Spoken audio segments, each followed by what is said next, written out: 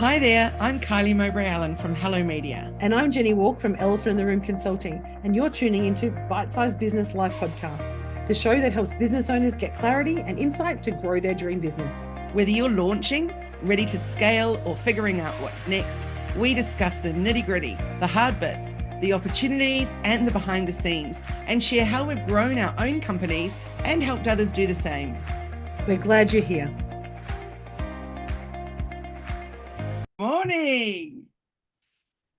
Hello, Kylie. How are you today? Great. Is it good afternoon or good evening for you? I think it's good afternoon. Hello, everyone else who are joining us today on this episode of Bite Size Business Live Podcast, the show that helps small business owners get clarity and insight to grow their dream business. I'm Jenny Walk from Elephant in the Room Consulting, and I have the amazing Kylie Mowbray Allen from Hello Media joining me today. How is it in sunny or hot where you are, or is it cold?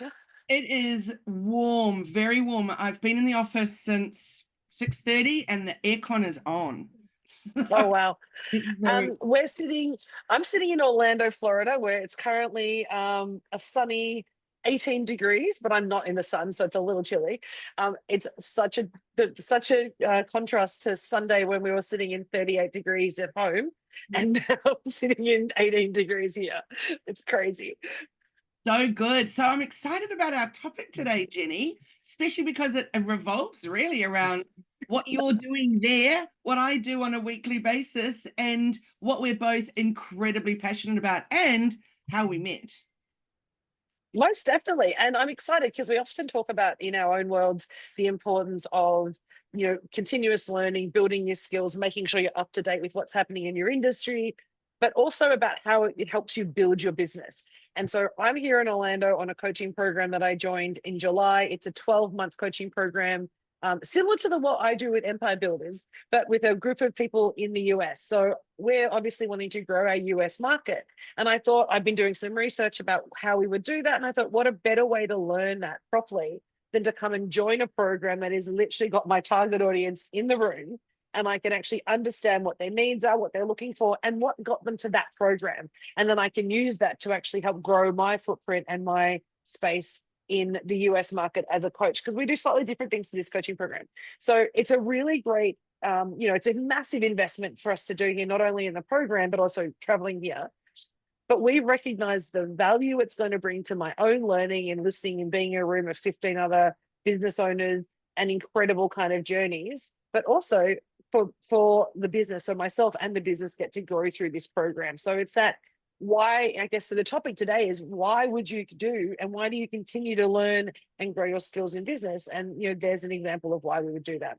Yeah, brilliant. So when you're looking to up level, upskill, stay on top of things, or launch something new, it's such a great way to learn from people that have been there before.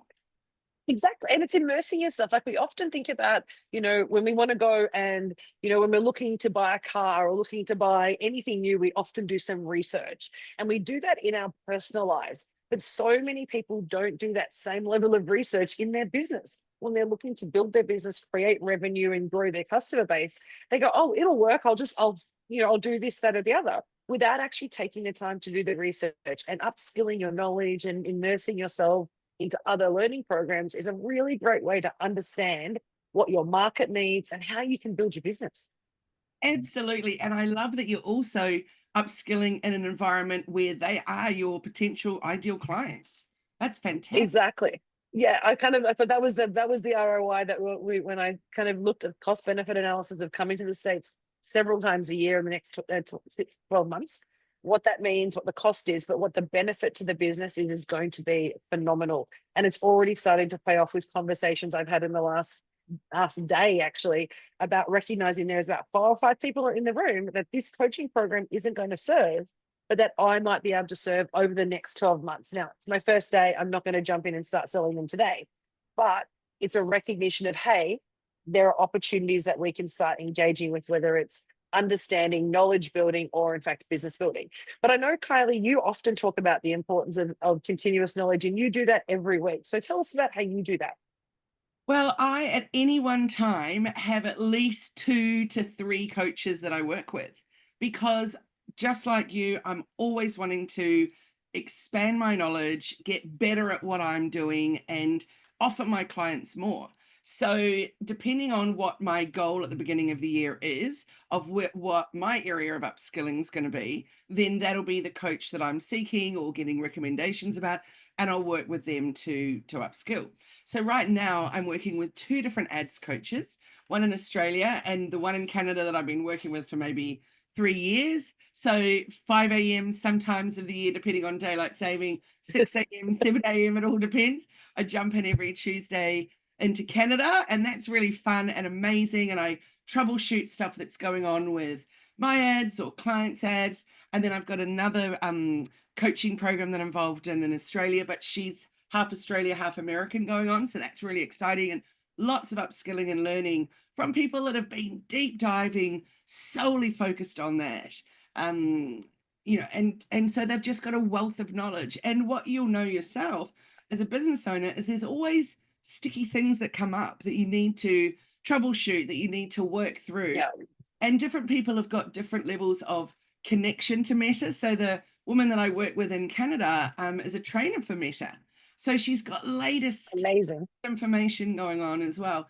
And I also work with an AI coach because that's an area that I'm super, super passionate about, evolving my skills. And then it means I stay fresh and I can keep offering new stuff to my clients all the time. But Jenny, yesterday, I just bought my ticket for Social Media Marketing World in March next year. So that's another example of every year, zip off to the States for that exciting extravaganza in San Diego, which, like you, is not just upskilling, but it's also the connections that you make there are just amazing.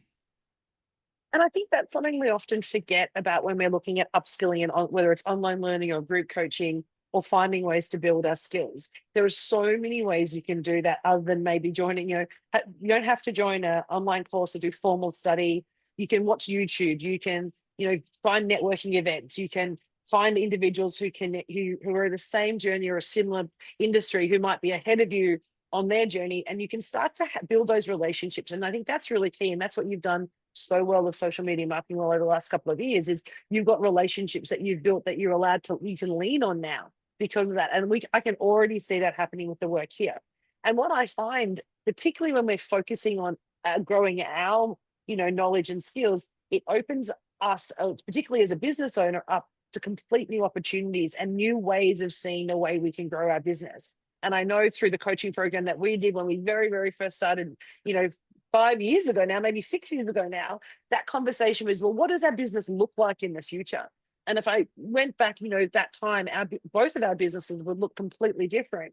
And I think that's the advantage of if we just stuck in that mindset from 5 years ago, stayed in that one space, following the same person, you get a similar kind of response and you grow on a sort of a similar trajectory. And when you can start to infuse your learning with new people and new experiences and new ideas, that's when you can get really exponential growth in your business at a time when you're ready for it. Absolutely. I completely agree. And we all know that it costs so much money to find a new client. So, Yeah. we'll put out our free webinar, whatever we're doing top of funnel, it's just endless effort, energy, cost, etc., to get out there. So we're attracting those clients to us. Then they sign up to whatever it is that we're offering. And then we've got to keep them going. So as we know, it's much better to keep someone in our fold and keep offering them new ways to upskill, new things that we can share with them, rather than be always looking for new clients. So by us upskilling, that's the perfect way to do it. Most definitely. And I also think, particularly as if you're a service industry, if you're providing a service or an exchange service for somebody, they're coming to you as being the expert. And if we're not willing to upskill and pay money for ourselves to be coached, why would a client come to us and be coached by us when we're not willing to grow? So I think it's also about, setting the intention and demonstrating that we believe in the product and service and the methodology we deliver. By them coming to us and learning from us, we're saying we're also by you investing in us as your coach, we're going to continue to invest in our knowledge so we can give that back to you and pay that forward. And I think that's the piece that many coaches forget, is that it's not just about upskilling your knowledge, it's actually signaling to the market that coaching is a value, an important part of your business, and that you need to do it to grow, You should do it to grow. And so by us doing it, it's demonstrating that value to the market and the people that we work with. So I love sharing the learnings of programs, and great blogs, great connections, great social media. There's so much opportunity that you get out of simply, whether it's an hour a week, whether it's a 2-day immersion, or whether it's a 12-month project or program. Every interaction gives you an opportunity to share that knowledge, which then repositions you as an expert in your industry. 100%. It is showing that we really value and invest in ourselves. And it's Most definitely. so important. So Jenny, I guess a really big question for someone would be, and for us as well, how do we decide what is the right amount to be putting back into our business, just for the aspect of the upskilling, the networking, the investing in our growth? It's a really, really good question. And we actually did the numbers for this program specifically, given the cost of the program that I'm on, and the fact that we're traveling to the States 6 times a year. And if my husband comes with me, then there's an additional expense. So we looked at all that. And I think when I kind of took a step back and said, well, what's the value of my learning and professional development? I looked to the model of large corporates. And in most cases, a large corporate would say about 10% of the salary of the employee should be spent on upskilling them on an annual basis. So whatever, so if you're an executive and you're on a high salary, 10% of that is for them for coaching or upskilling. And if you're in a mid-level position, then you again still 10%. So it doesn't matter whether you're high or low in the organization, it's always around 10%. So I extrapolated that. No, that's for the individual. What do we want for the organization? So we've gone about for us, excuse me, 10 to 12.5% is the amount we're comfortable paying, probably at a maximum level, for all the different types of learning. So if we include in that networking, as you've said, online events, buying that kind of $99 download because you're looking and testing the market, all those things that are helping me build my skill as a coach and as a consultant sits in that bucket of learning and development. So for me, 10 to 12.5, potentially up to 15% for the right program. Brilliant. So in Xero, I've got a category just called professional development. So exactly what you've said, I've just got to work out what is that percentage that I'm willing for it to be. And I totally agree. It should always be a minimum of 10% every year that you're putting into yourself. So not back into the business as such, although it is, but it's specifically back into the business for yourself and your upskilling. Yeah, by you. Yeah. So for our team, we've got an Udemy, a business login for Udemy. So our team, anyone in the team can go in and look at the Udemy login, and because we have a business account for that. So it allows them, so if there's a particular thing they want to see as a bite-sized training, they can jump in there and have a look at. There's LinkedIn online. If you're a business and you're wondering, how do I do this? And I don't have 10% yet to spend. There are so many smaller ways. And we started with that. We started with LinkedIn Learning. And then I think we shifted from LinkedIn Learning to the Udemy business profile, because there's some great options in there in terms of basic skill profile, as well as YouTube and some other free resources, before jumping into kind of formal coaching programs. So it's looking at what your appetite for learning is and having a look at how you're scheduling it and playing it into your workload. And I think that's critical. It's fun. I mean, I've got so many coaching programs, and I've got one at the moment, which I really want to be part of, but it's on a Friday morning, and I've been traveling most Friday mornings for the last 6 months. So I think I've been to 3 of the webinars. Now, they're all available for me to look at online, but it's not the same. I'm not building that community connection. I'm not hearing the stories. But in the new year, we are now rescheduling. So we're going to prioritize Friday mornings for that coaching session to jump back in. And that's about public speaking. Now, I love public speaking. I'm happy to do that, but it's honing my skills and helping me kind of build a profile around that, rather than just doing it as an ad hoc nature. I'm now at the time, I'm like, it'll be a good idea. But what I've reflected on is that I wasn't committed to doing it. I bought the program saying I'll do it, but I didn't make time for it. And so now we've recognized the value. We've recognized that actually we do need to lean into this. It's a value add for the business. So we're now making the time that we really should have made 3 months or 4 months ago. Now I'm sharing that because so many of us do that. So many of us jump into a program and then they don't look at the details. And I remember you sharing that to me a couple of years ago, where you jumped into a program and you didn't realize it was like 2 a.m. in the morning is when the sessions were, that just weren't going to work for you. And you had to kind of rearrange your whole life to try and make sure you got value out of that program. So it's about having the appetite, but also making sure it fits into the where you are in your business, where you want to go in your business, and how you're operating your business on a daily basis. Absolutely. You absolutely, when we often have talked about CEO day and all that kind of thing, something that you can incorporate into that. Put aside an Definitely.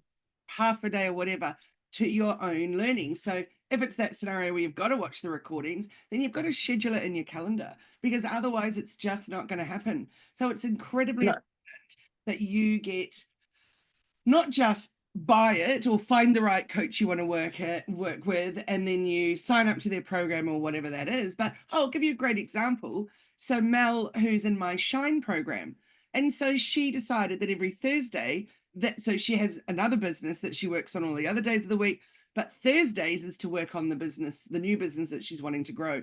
And Thursdays happen to be the Shine days. So she can do her upskilling with me and then go away and get stuck into working on her business. And that's a great way to do it. But it's about investing in yourself and investing your time to make it happen. Yeah, 100%. So if people are thinking about, well, what do I need to do? What types of skills? What types of programs that should I, lean into? We've talked a lot of, there's online platforms, there's programs you can purchase which have bulk training and that bite-sized learning, which are kind of, almost open source learning.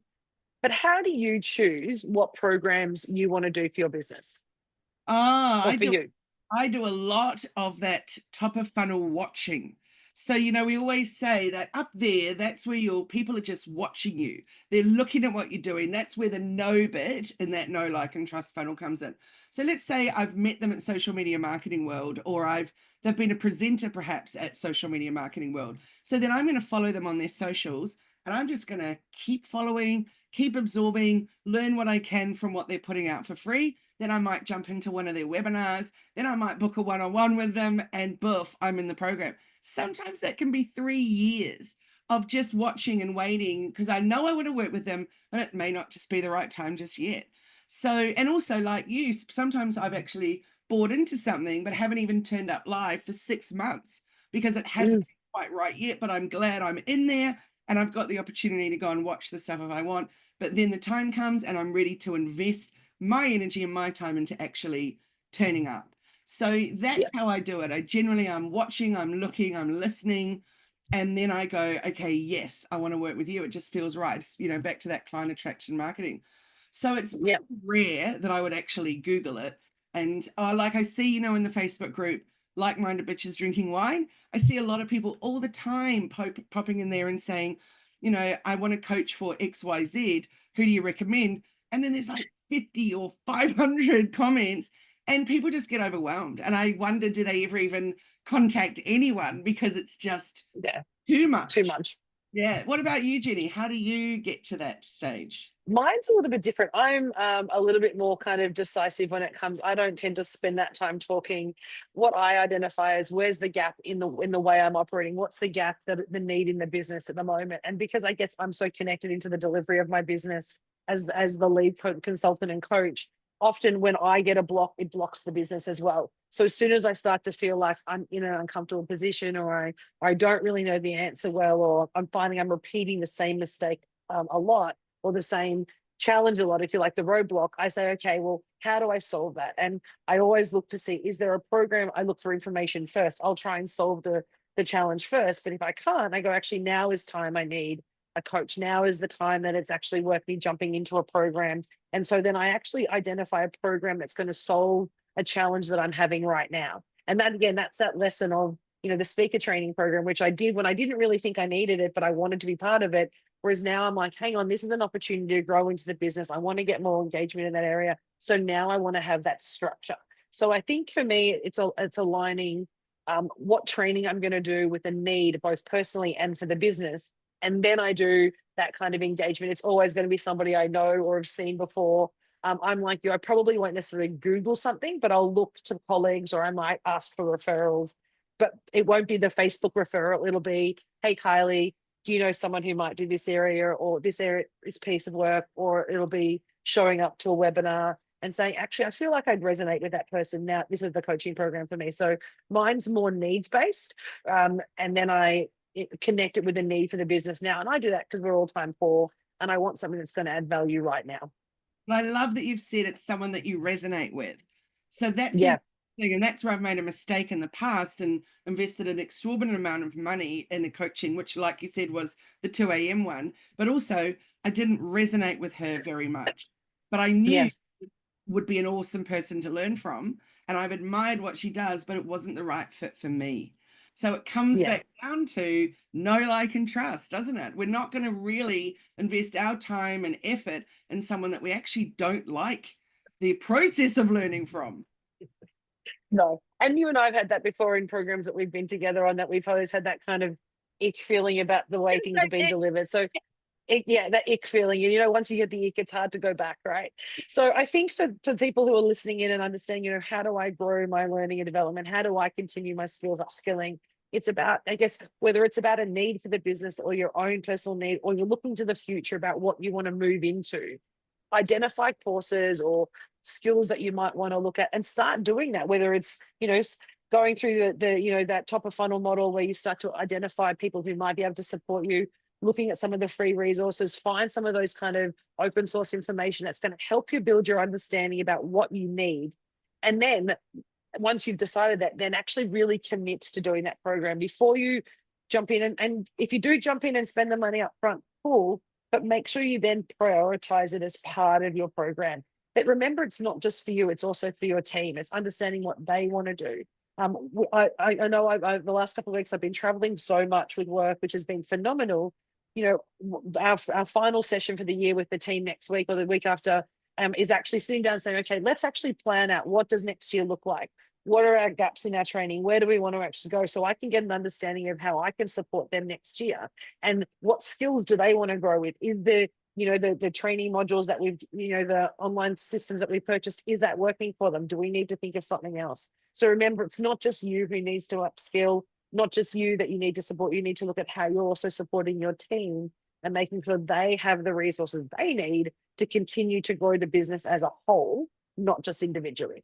And unless they know where you're wanting to head and you're having those meetings and discussing what the business looks like and all the They're not ideas. going to know. That's right. That's right. Yeah. Jenny, you have the best Awesome. time in Florida. All of everything that you need to get through the next few days and absorb it all. It's very, very exciting. So yeah, have a brilliant time. Thank you. And I'm looking forward to being back in Australia. As much as it's amazing, it will be nice. We've been traveling for 6 weeks, I think, almost every week since the wedding at the end of August. So we're looking forward to having, coming back and settling in and doing that planning for next year. So maybe next time we catch up, we might talk about what we're doing to prepare our planning and prepare our business for 2025, because essentially we're already in 2025. We're substantively starting to think about what's happening in January. So let's maybe talk about that next time, about what are the activities and plans that you're making for your business in 2025. Or if you're listening to this next year, what you're doing for the coming year and how you're preparing yourself ready for that year to come. Absolutely love it. Well, Carly, amazing to see you again. Everybody, thank you for tuning into this episode of Bite Size Business Life Podcast. Be sure to subscribe and follow us so you don't miss any future episodes. We look forward to seeing you next time. Thanks so much for joining us. Bye for now. Bye-bye.